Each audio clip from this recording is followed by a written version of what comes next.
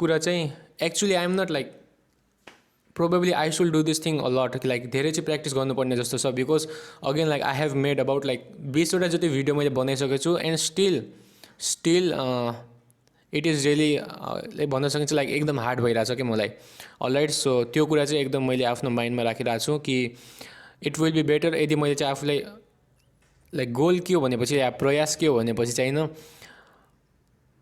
जति भिडियो मैले आफै स्पिडमा बनाउँछु नि होइन त्यही हो के जति स्पिडमा या इन्स्टेड अफ सेङ स्पिड जति बढी चाहिँ आफूलाई मैले एक्सपोज गराउँछु नि त्यति नै बेटर हुनेछ मेरो लागि।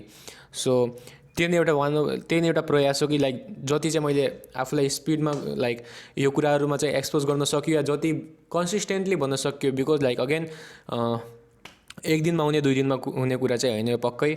So it will going to take some time. So के गर्न सक्छ त त्यसमा केही नै just have to be patience okay. यदि पेसेन्स छ तिमीहरूभित्र भनेपछि चाहिँ प्रोबेबली रिजल्ट आउँदैछ बट पेसेन्स फेरि कहाँ हुनु भएन तिमीहरूले एक्सन्सहरू लिँदाखेरि चाहिँ पेसेन्सको कुरा चाहिँ नगर्नु फेरि किनभने चाहिँ एक्सन चाहिँ प्रोबेबली जति इमिडिएट हुन सक्यो त्यति नै बेटर हो। So in terms of action right त्यसलाई चाहिँ एकदम इमिडिएट गर्न सक्नु पऱ्यो if you really want to be better at something and actually I do want to be better at talking things. So जति चाहिँ मैले आफूलाई लाइक इन अ सेन्स भन्छु एक्सनमा जति चाहिँ आफूलाई मैले पुट आउट गर्न सकेँ क्यामेराको अगाडि या expose instead of saying expose like किन मैले एक्सपोज कुरा चाहिँ बढी नै बढी गरिरहेको छु बट जति चाहिँ मैले यस्तो लाइक यो काइन्ड अफ कुराहरूमा चाहिँ मैले आफूलाई ल्याउन सक्यो भनेपछि चाहिँ it will be a lot of better and soon like let's hope कि रिजल्ट पनि आउनेछ भनेर। सो आजको यो एउटा के टपिक थियो भनेपछि I was thinking about actually मैले एउटा चाहिँ भिडियो हेरेको थिएँ जोर्डन पिटरसनको and why the nice guys finish last या के यस्तै काइन्ड अफ भिडियो थियो क्या।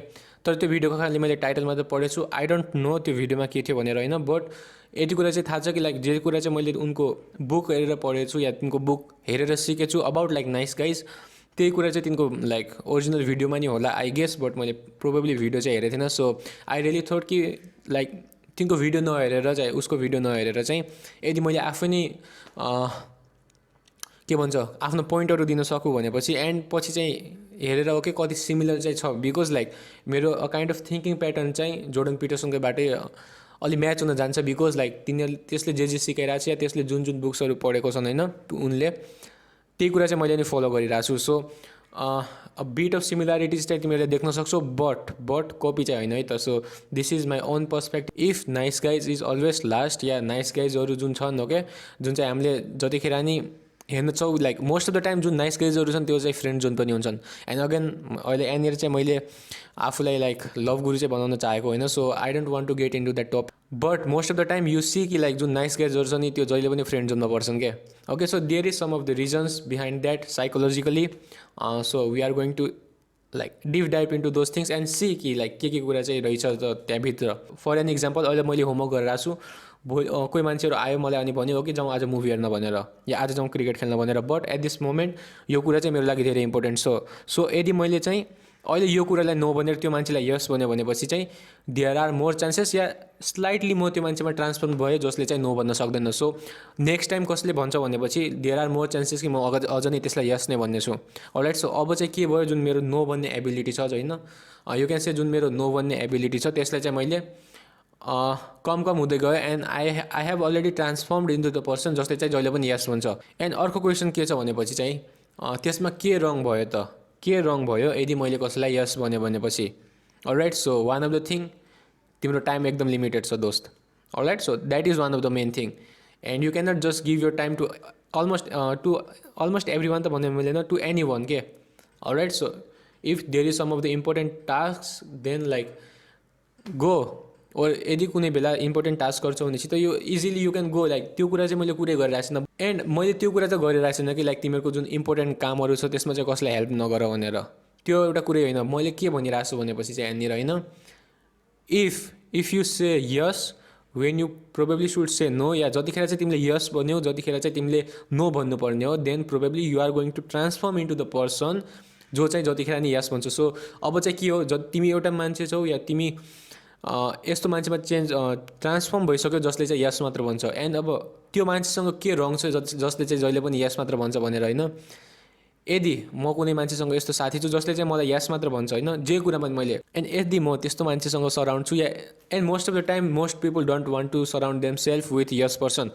If you are attention seeker then probably तिमीले चाहिँ आफूलाई सराउन्ड गर्न सक्छौ त्यस्तो मान्छेसँग जो मान्छेले चाहिँ तिमीलाई तिम्रो हरेक कुरामा यस भन्छ. अलराइट, त्यो चाहिँ यदि if you are attention seeker त्यसपछि चाहिँ तिमीलाई त्यो कुरा लाइक सोनामा सुहागा भन्ने भइहाल्यो. Alright, but the person if you really want to grow further or if you really want to have people जसले चाहिँ तिमीलाई अघि बढ्नुमा नि मद्दत गरौँ कि like friendship is not only about like having fun. Alright, त्यो कुरामा चाहिँ त्यो हुँदै होइन क्या, त्यो फन गर्नलाई त अरू कुरा नि छन्, but there are some of the aspect तिमीले चाहन्छौ यार like because of we are human beings. हामीभित्र त्यो एउटा काइन्ड अफ टेन्डेन्सी छ या हामीभित्र त्यो एउटा चाहना छ जसमा चाहिँ हामीले सोध्छौँ कि ओके अगाडि बढ्नु छ, या एटलिस्ट म जुन हिजो पर्सन थिएँ त्यो म आज बन्न चाहदिनँ, या जुन म एक विक अगाडि पर्सन थिएँ त्यो म आज बन्न चाहदिनँ. And for that you have to surround yourself with the people जसले चाहिँ होइन तिमीले कुनै कुरा रङ गरिरहेछौ भने चाहिँ लाइक तिमीले तोक्न सकोस् कि लाइक ओके यो कुरा तैँले रङ गरिरहेछस् भनेर. So we all want to surround ourself with that. त्योभन्दा अझ डेन्जरस के छ, if you are going to transform into the yes person then there are more chances कि तिमीहरूले आफ्नो नै जुन गल्तीहरू छ या आफ्नो नै जुन लाइहरू छ त्यसलाई पनि यस भनेर चाहिँ आफ्नो एउटा स्टोरी बनाएर चाहिँ त्यसलाई नेग्लेक्ट गरिदिनेछौ.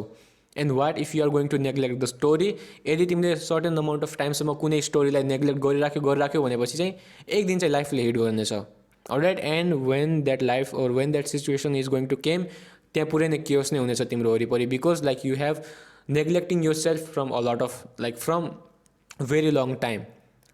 त्यो कुरा हो. एन्ड के थियो भने चाहिँ on the basis of lies okay जुन एउटा ठुलो झुट छ नि त्यसको तल एकदम सानो झुट हुन्छ. अलराइट, सो त्यो पुरै कम्बाइन भएर एउटा चाहिँ पहाड नै बन्छ. अलराइट, सो त्यो चाहिँ अझ झन् डेन्जरस हुनेछ. Yeah if you are going to change into the yes person then आज न भोलि you are going to say yes to your lies as well. Story बनाउने छ आफ्नै एउटा कुनै, यदि तिमीले फेल भयो भनेपछि होइन इन्स्टेड अफ सेइङ ओके मैले राम्रै पढेन फेल भयो भन्नु छोडेर तिमी के भनेछौ लाइक पेपर राम्रो चेक भएन. अलराइट, सो यस्तो कुराहरू तिमीले आफूलाई like for a certain period of time like आफ्नो स्टोरी बनाउँदै गयो भनेपछि like your life is going to be help. You have to set some of the boundaries as well. Just don't become a kind of like जसले चाहिँ जे कुरामा नि यस भन्छ क्या, बिकज लाइक यदि त्यस्तो गर्ने भने चाहिँ अर्को मान्छेको दिमागमा नि साइकोलोजिकली अफेक्ट गर्छ कि यो मान्छे त इजिली एक्सेसेबल छ भनेर. एन्ड जुन कुरा चाहिँ हामीले इजी पाउँछौँ त्यो कुरा चाहिँ हामीले एकदम कम भ्याल्यु गर्छौँ. यो कुरा त तिमी सबलाई थाहा नै छ. अलराइट, सो जो कुरा चाहिँ हामीले हार्डली पाउँछौँ नि त्यसको एकदम ठुलो भ्याल्यु हुन्छ. सो जे कुरा हामीले इजिली एक्सेसेबल जुन कुरा हामीले इजिली पाउन सक्छौँ त्यसको हामीले त्यति धेरै भ्याल्यु हुँदैन, बिकज वी नो कि लाइक ओके त्यो त इजिली पाउँछ भनेर. सो त्यो कुरा हो. सो त्यो पनि एउटा काइन्ड अफ ह्युमन साइकोलोजी या ह्युमन बिहेभियर नै हो भन्न सकिन्छ होइन. So you have to learn to say no as well. अब यु हेभ टु लाइक भने नि नो भन्नुपर्छ भनेर देयर आर सर्टेन सिचुएसन जसमा चाहिँ कुनै मान्छेलाई सिरियसली हेल्प नै चाहिएको हुन्छ. सो त्यस्तोमा चाहिँ लाइक यो कुरा एप्लिकेबल हुँदैन. But most of the chance like you get the point. Okay, मैले के भन्न खोजिरहेको छु कि like most of the time तिमीले चाहिँ त्यो कुराहरू नेग्लेक्ट गर्न सक्छ. एउटा कुरा चाहिँ के हो भने चाहिँ जुन नाइस पर्सनहरू छन् या जुन यस सेयरहरू छन् त्यसले चाहिँ के हुन्छ भने चाहिँ होइन अरूकोलाई चित्त नदुख्ला या अरूको चित्त नदुख्ला या अरूलाई चाहिँ हर्ट नहोला भनेर चाहिँ त्यो कुराहरू गर्छन् जुन चाहिँ आफू नै इन्जोय गर्दैनन् तिनीहरू.